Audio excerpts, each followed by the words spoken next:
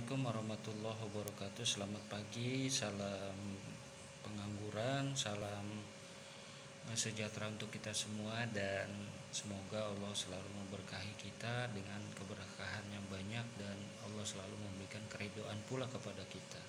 Salam pula untuk para master pengangguran. Terima kasih banyak ilmunya, semoga menjadi amal jariah kita. Ya, berikut ini aku ingin mereview air yang aku gunakan untuk penyiraman tanaman anggur di rumahku. Jadi berdasarkan pelajaran yang aku dapat dari bapak-bapak para master pengangguran dan bapak-bapak departemen pertanian dan teman-teman YouTuber yang mereview bagaimana sih air yang sangat baik untuk tanaman secara umum dan yang sangat baik untuk tanaman anggur kita di rumah ya.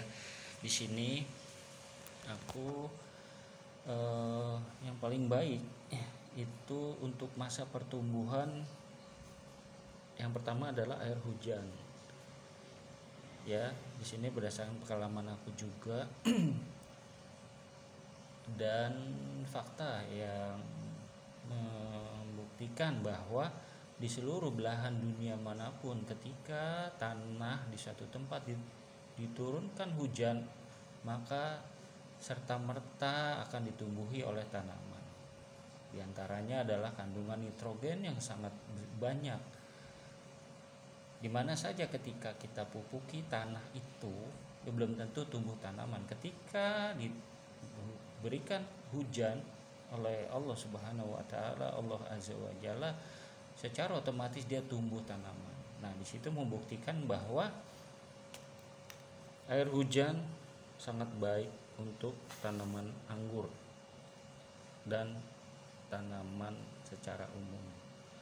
Dan kemudian air apa lagi? Nomor 2, nomor 1 air hujan, nomor 2 adalah air kolam ikan. Di mana saja teman-teman yang interaksi dengan tanaman, secara otomatis tanaman-tanaman yang tumbuh lebih subur ketika disiram dengan air kolam ikan. Air kolam ikan lele, air kolam ikan patin, air kolam ikan nila, air kolam ikan cupang, apa saja air kolam ikan ya, bisa diendapkan dulu atau bisa langsung, karena aku juga aplikasi langsung ya. Di sini ada tetangga yang baik banget, alhamdulillah. Jadi aku nggak punya air kolam ikan, tapi dia punya air kolam lele. Jadi setiap kalau dia mau ke masjid itu dia bawa 15 liter di galon air le mineral ya. Dia kadang taruh di depan pagar rumahku tuh, dia kasih air itu kalau dia habis nguras ya. Itu langsung aku siram di semua pohon. Sekitar ada 20 varian di sini, aku siram semua di 15 liter itu, dan alhamdulillah baik-baik saja ya. Bagus dan subur malah ya. Padahal agak bau juga sih. Nah, kemudian di sini yang ketiga adalah aerator. Aerator itu apa sih? Aerator air yang kita timbulkan udara di dalamnya. Biasanya dipakai untuk air akuarium. Kenapa aerator? Air aerator itu mengandung oksigen yang sangat banyak di dalamnya, sehingga bagus banget buat tanaman, karena tanaman itu di dalamnya itu banyak mikroorganisme yang baik untuk tanah ya, supaya akarnya itu subur. Jadi kita menyuburkan tanah supaya akar itu tumbuh lebat. Jadi gitu, kita nyuburin tuh tanah supaya akarnya itu tumbuh dengan subur. Caranya bagaimana? Airnya itu mengandung kadar oksigen yang sangat banyak. Jadi aerator ini aku gunakan, aku pakai aerator ini ya. Cuman sayangnya bukan pakai air tanah, tapi air PDAM. Air PDAM ini bagus untuk manusia karena dia mematikan bakteri.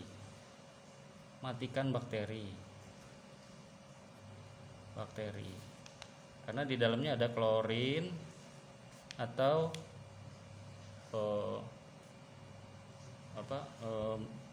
apa sih bahasa selain klorin itu? Klorin itu bau kaporit ya, kaporit. Nah, ini sebenarnya bagus buat manusia, tapi tidak bagus untuk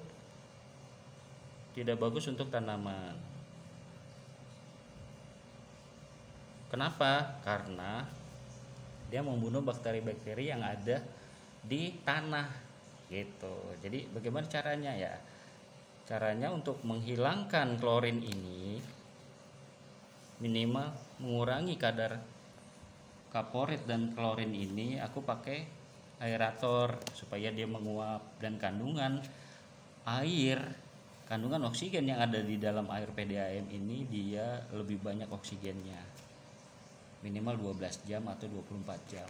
Sementara aku on terus ya, ketika habis nyiram satu bak, dalam satu bak itu ada 75 liter, aku langsung isi pada saat itu, jadi on terus. Alhamdulillah tanaman aku bagus. Jadi aku pakai air PDAM karena tidak ada air tanah ini, tapi aku pakai aerator 24 jam nyala terus. Tapi rendah sih, wattnya kecil banget, insya Allah nggak boros juga sih.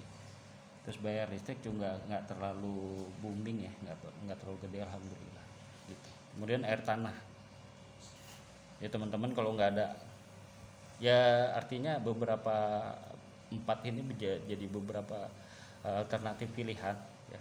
Ketika hanya ada PDAM, jadi baiknya pakai aerator seperti yang aku pakai.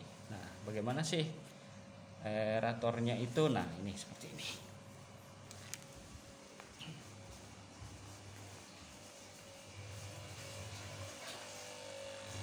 Nah, ini teman-teman, ini aku pakai aerator ini nih, kelihatan kan kecil nih, ukuran berapa ya, ukuran 7 cm ya. Wattnya kecil nih, kalau bisa kita lihat nih, wattnya juga kecil, hidup terus. Nah ini aku pakai buat nyiram tanaman nih. Jadi POC, JPT, NPK semua untuk 20 pohon nih aku pakai ini. Jadi sebelum nyiram aku aduk dulu, nah ini dia. Nah, seperti ini teman-teman. Jadi ini RPDAM nih, tuh RPDAM, tapi aku kasih aerator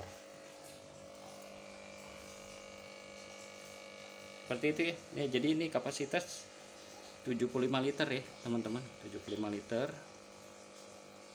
Nah, nanti kalau ini habis aku tambahin ini sama RPDAM juga, tapi aku endepin 24 jam terus.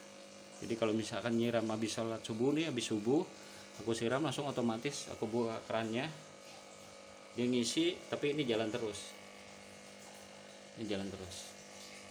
tuh. Gitu ya teman-teman.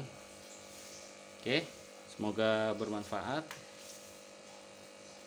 semangat menanam, semoga menjadi amal jariah kita di akhirat, menjadi amal kita, amal jariah kita kepada makhluk hidup dengan menanam pohon. Kita sedekah oksigen untuk makhluk hidup yang lain. Mungkin itu, semoga bermanfaat. Lebih kurang aku mohon maaf.